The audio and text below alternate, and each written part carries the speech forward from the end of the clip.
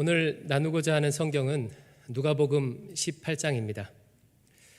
왜 오늘 이 말씀을 살펴보는지 아마 눈치채신 분들도 있으실 텐데요. 바로 오늘 묵상 본문입니다. 우리가 사용하는 묵상집은 구약과 신약을 번갈아 가면서 묵상하도록 구성되어 있습니다.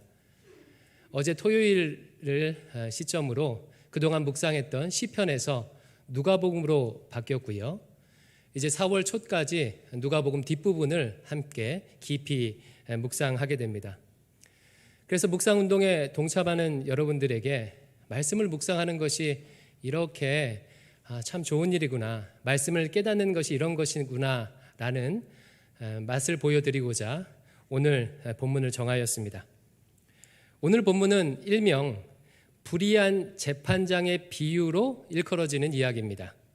얼핏 읽으면 내용이 쉬운 것 같지만 의외로 많은 분들이 비유의 강조점을 잘못 파악해서 오히려 본문이 의도하는 것과는 정반대로 해석하는 대표적인 본문 중에 하나입니다. 만약 우리가 이 비유의 강조점을 잘 파악하기만 한다면 성경이 말하고 있는 기도에 대한 중요한 통찰 한 가지를 얻게 됩니다. 오늘 말씀을 잘 이해하기 위해서는 먼저 본문의 문맥을 알아야 되는데요. 오늘 본문은 앞선 17장 20절부터 그리고 18장 30절까지에 나오는 하나님 나라 교훈의 문맥 가운데에 있습니다. 어제 묵상 본문이었던 17장 20절부터 18장 30절까지는 하나님 나라가 임할 때 그 하나님 나라에 어떤 사람들이 합당한지를 지금 말하고 있는 그런 문맥입니다. 그럼 이 배경을 가지고 오늘 본문의 1절을 같이 한번 읽어보겠습니다. 1절 말씀입니다. 천천히 읽겠습니다. 시작.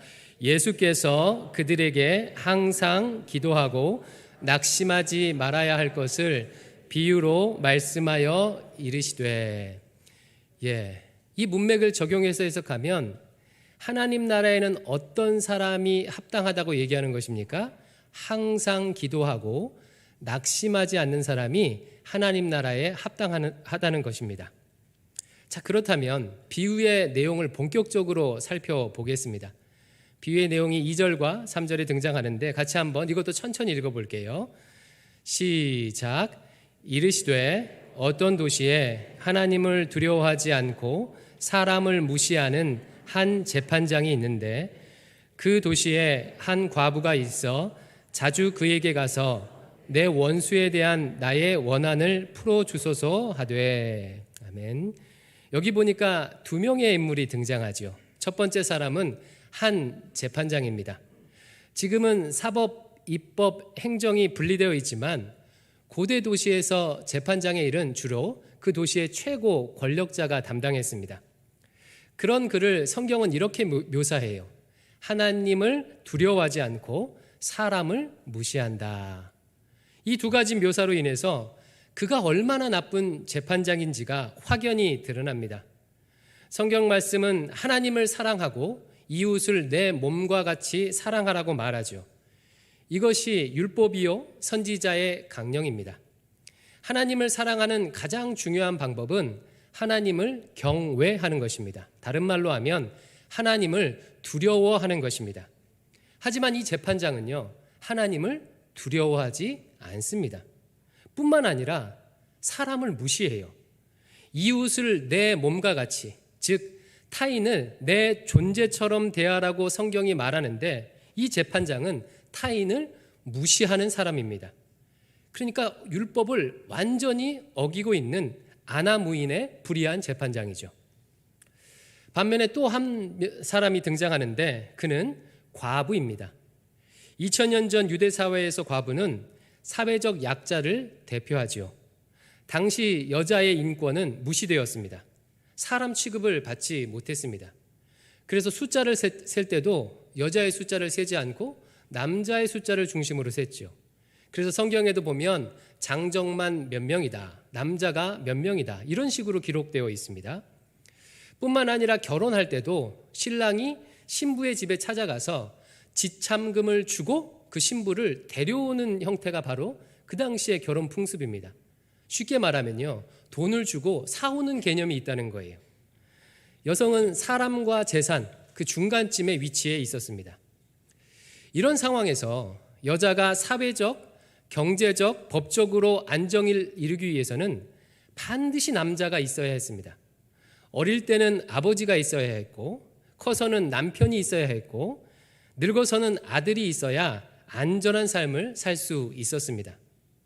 계약을 맺을 때나 재판을 할 때도 여성이 직접 나서는 경우가 없었습니다. 그녀를 대신할 남자가 필요했습니다. 하지만 과부는요, 이런 안전망이 없는 사람입니다. 특별히 오늘 본문에 등장하는 과부는 재판장을 직접 찾아가는 것으로 보아 남편이 없을 뿐만 아니라 누구도 없어요? 아들도 없는 거예요. 즉 법적 능력이 없는 그야말로 비참한 처지에 있었던 사람입니다. 이 과부는 자신을 도와줄 사람이 없기에 스스로 재판장에게 찾아가서 자신의 억울함을 호소합니다. 하지만 재판장은 어떤 사람이에요? 하나님을 두려워하지 않고 사람을 무시하는 사람이에요. 미천한 과부의 억울함을 들어줄 가능성이 없는 사람입니다. 아니나 다를까 그 재판장은 그녀의 원한을 풀어주지 않았습니다. 그런데 과부에게는요, 한 가지 할 수 있는 일이 있었어요. 그게 무슨 일입니까? 자주 찾아가는 거예요. 자주. 과부가 재판장에게 자주 찾아갈 수 있었던 것은 역설적이게도 그녀가 여성이었기 때문에 가능했습니다. 만약 남성이었다면 재판장을 자주 찾아가는 것이 상당히 어려웠을 것입니다. 당시 문화에서 여성은 인간 대접을 받지 못했기 때문에 사법적 권리가 없었지만 또 다른 한편으로는요, 인간 취급을 받지 못했기 때문에 위협적인 존재로 인식되지 않았습니다. 그래서 법 집행장에 가는 것에 특별한 제재를 받지 않았다고 합니다. 예를 들어 예수님께서 반역죄로 십자가에 처형을 당했을 때 다른 제자들은 다 떠났는데 여성들은 예수님 옆을 지키고 있었죠.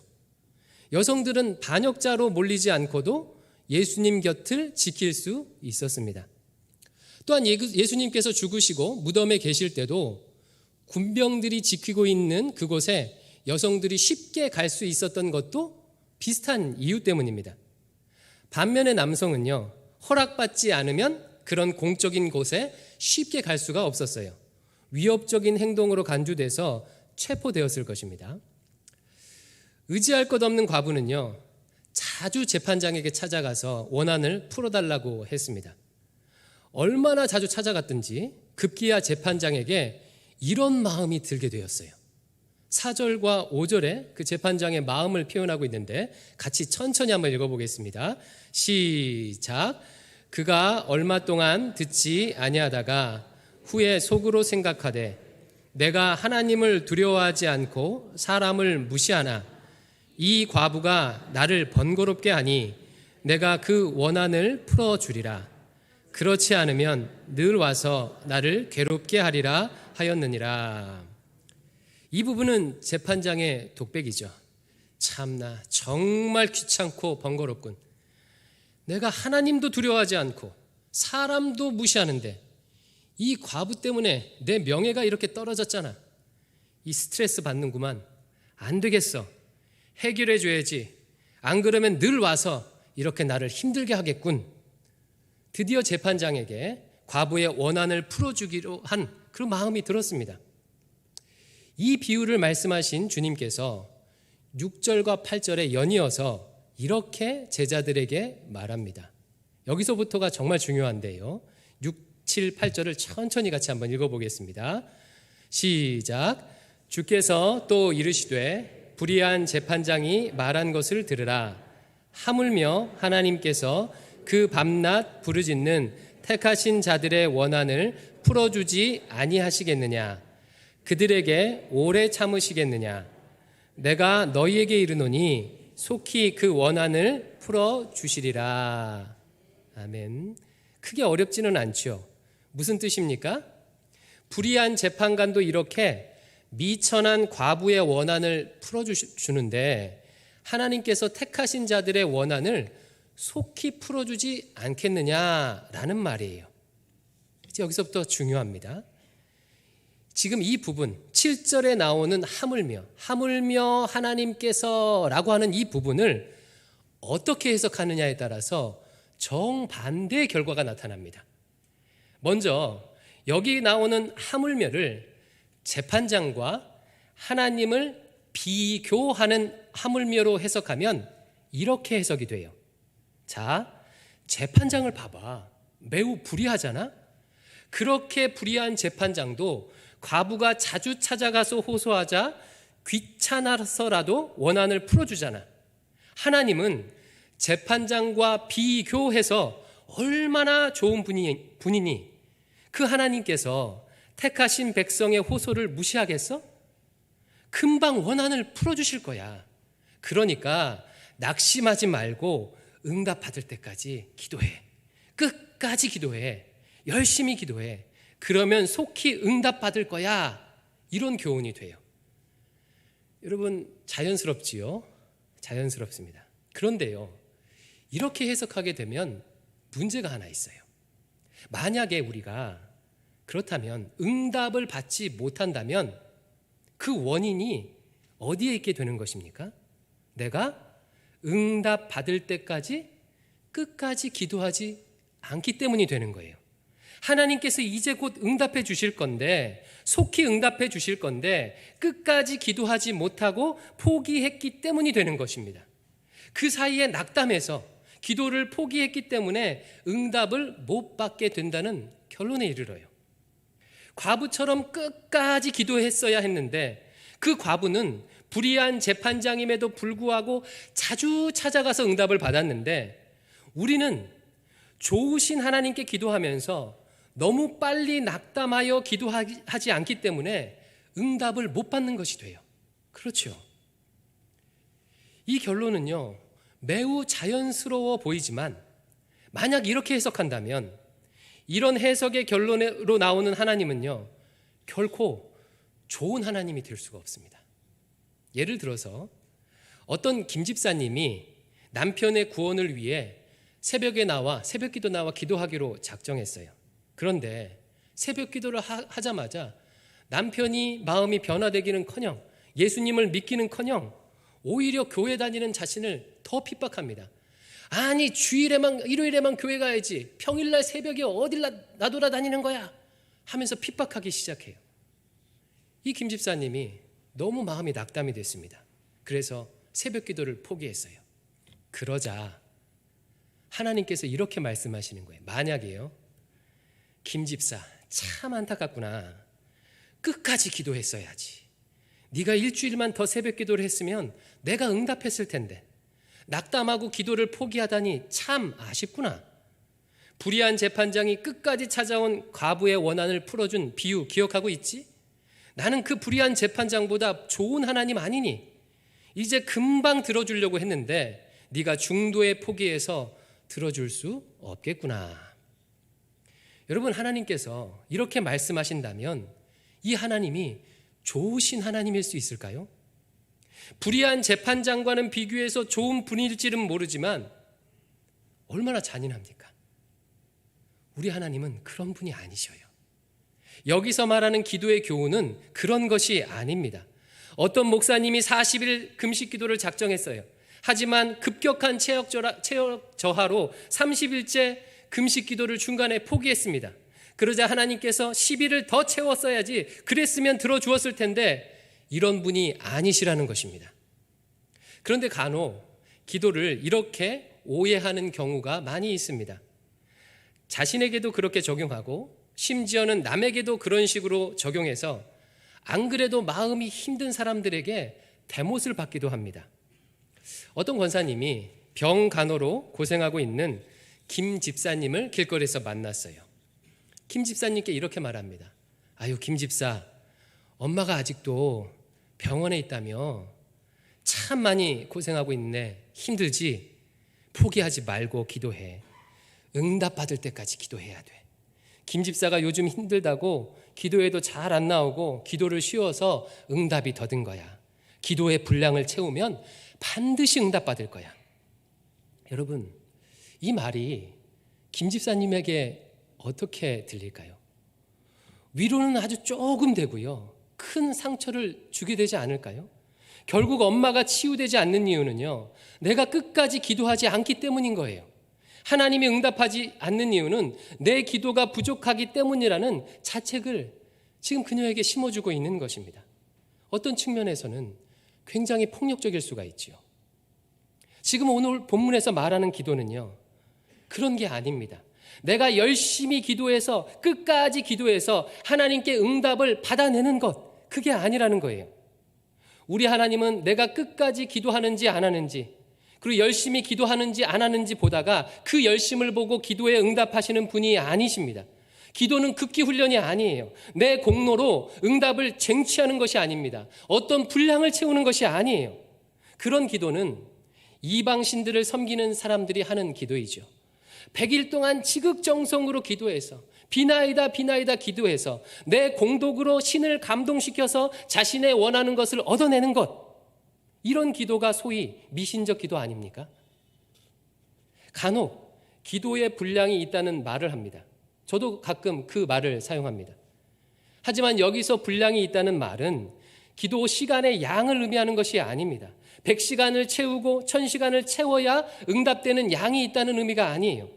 기도를 하면서 기도하는 신자가 그 기도 제목에 대한 하나님의 뜻을 깊이 깨닫게 되는 분량을 의미해요. 기도하면서 하나님의 응답의 결과가 무엇이든지 그 하나님의 응답에 합당한 자로 내가 성화되고 변화되고 겸손해지는 그런 분량이 있다는 것을 의미합니다. 그렇다면 오늘 본문의 비유가 강조하는 것은 무엇일까요? 7절의 하물며를 비교의 하물며가 아니라 대조의 하물며로 해석할 때 오늘 본문의 강조점이 잘 드러납니다. 오늘 본문은 재판장과 하나님을 비교하는 것이 아니라 엄청난 차이가 있는 이 두 존재를 대조하고 있습니다. 성경은 의도적으로 재판장이, 이 밑에 있는 이 재판장이 얼마나 불의한지를 강조하고 있어요. 2절 말씀에 그 재판장이 하나님을 두려워하지 않고 사람을 무시한다고 묘사하고서는요, 4절에 재판장의 독백을 통해서 하나님을 두려워하지 않고 사람을 무시한다고 한 번 더 말하고 있습니다. 뿐만 아니에요. 결정적으로 6절 보니까 주님께서 그 재판장을 향하여 불의한 재판장이다 라고 규정하고 있어요.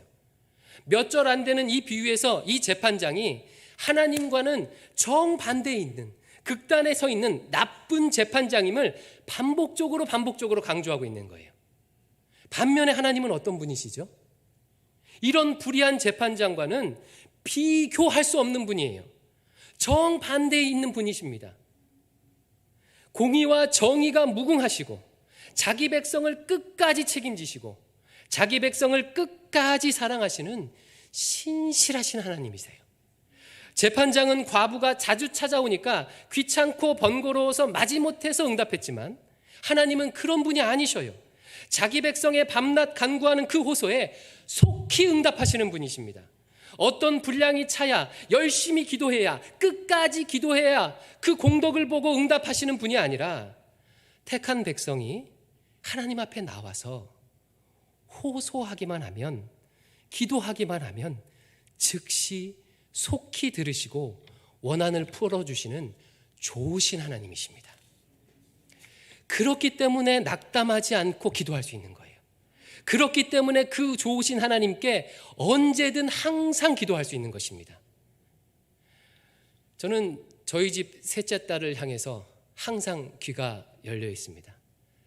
딸 키우시는 부모님은 아실 텐데요. 제가 집에 누워서 자고 있다가도 제 딸이 아빠 하고 부르면요, 즉시 응답합니다.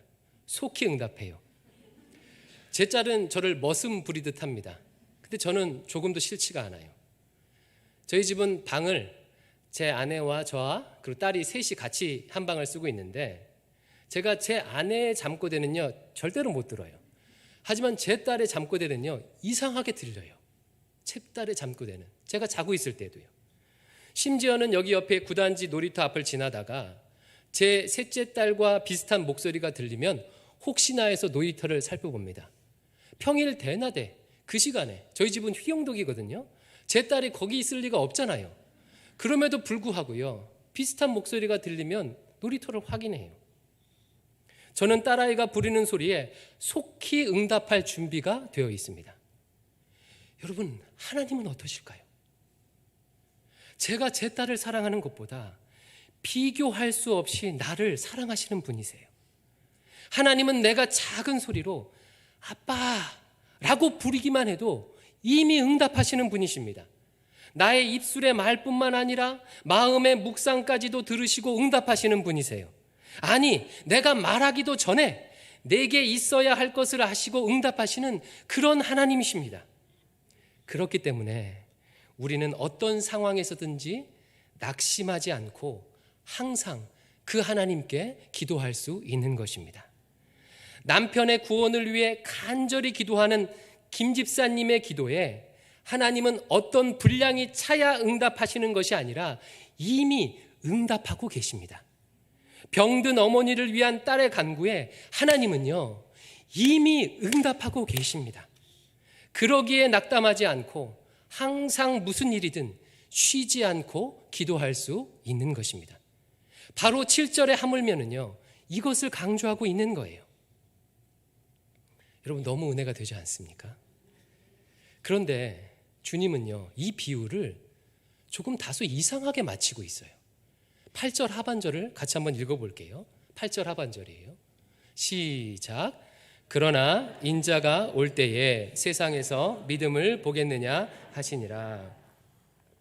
여기서 인자가 올 때란 하나님 나라가 임할 때를 의미해요. 문맥이 하나님 나라 임할 때라고 말했죠.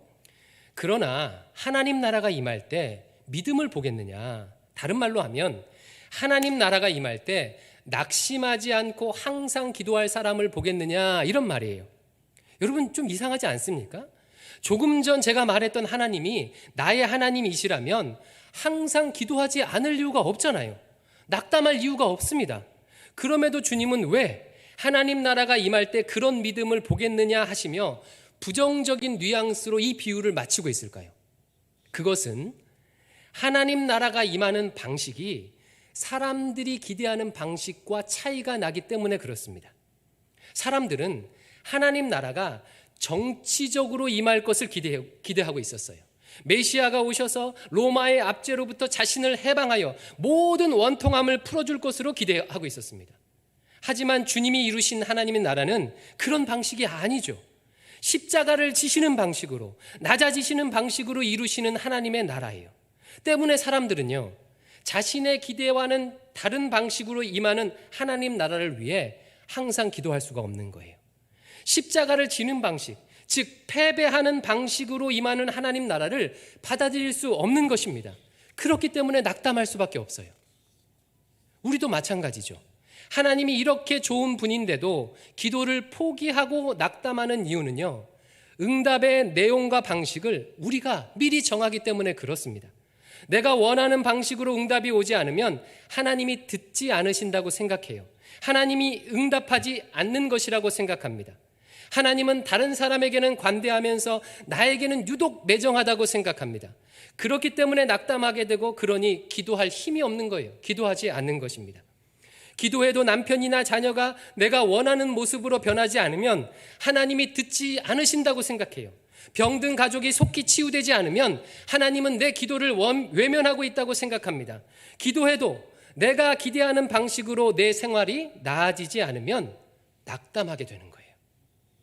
결국 응답에 대한 나의 기대와 하나님의 응답 사이에 이 벌어진 간극이 우리를 낙담하게 만들고 기도하지 않게 만드는 거예요. 예수님께서는요, 이 마지막 멘트를 통해서 이 간극을 극복하는 것이 바로 믿음이다라고 말하고 있는 것입니다. 그런데 그런 믿음은 좀처럼 찾아보기가 어렵다고 말하는 거예요. 인자가 임할 때 세상에서 믿음을 보겠느냐? 사랑하는 성도 여러분, 여러분은 어떠십니까? 내가 원하는 대로 결과가 당장 나타나지 않더라도 하나님이 지금 내 기도를 듣고 계시고 응답하고 계심을 믿으십니까? 인자가 임할 때 세상에서 믿음을 보겠느냐? 남편과 자녀의 구원이 지금 보이지 않아도 하나님께서 내 기도를 듣고 계신다는 믿음이 우리에게 있습니까?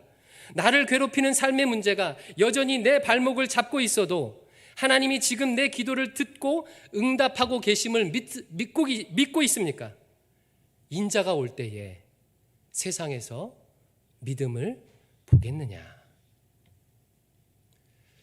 여러분, 이런 믿음은요, 그냥 생기는 게 아니에요. 이런 믿음이 생기는 방법은 단 한 가지밖에 없습니다. 성경이 가르쳐주는 방법은요, 단 한 가지예요. 예수 그리스도의 십자가를 바라보는 것. 내가 원하는 방식으로 응답이 나타나지 않아도 낙심하지 않고 항상 기도할 수 있는 믿음은 예수님의 십자가를 통과한 자만이 가질 수 있는 믿음이에요. 나를 위해 자신의 모든 것을 내어주신 우리 주님의 십자가의 사랑을 자신의 것으로 경험한 자만이 가질 수 있는 믿음이에요. 우리 하나님께서는 나를 사랑하여 나를 위해 자기 아들을 아낌없이 내어주셨습니다. 존귀하신 예수님께서는 죄인된 나를 살리기 위해 하늘 보좌를 버리시고 인간이 되셨어요. 내가 담당해야 하는 죽음의 저주를 친히 담당하셨습니다. 바로 십자가 위에서 나를 끝까지 책임지시는 하나님의 신실하심이 증명되었습니다. 바로 그 십자가 위에서 나를 끝까지 사랑하시는 하나님의 사랑이 완전히 증명되었어요. 그 십자가를 바라본 자만이 이 믿음을 가질 수 있어요. 그렇지. 십자가의 사랑으로 나를 사랑하시는 하나님이 내 기도를 외면하실 리가 없지. 당연히 하나님은 지금 내 기도를 듣고 계시지, 응답하고 계시지, 보이지 않는 손으로 지금도 역사하고 계시지. 혹시 어떤 이유에서건 하나님께 삐져 있는 분 계십니까? 응답 없는 것 같음에 낙담하고 있는 분 계십니까?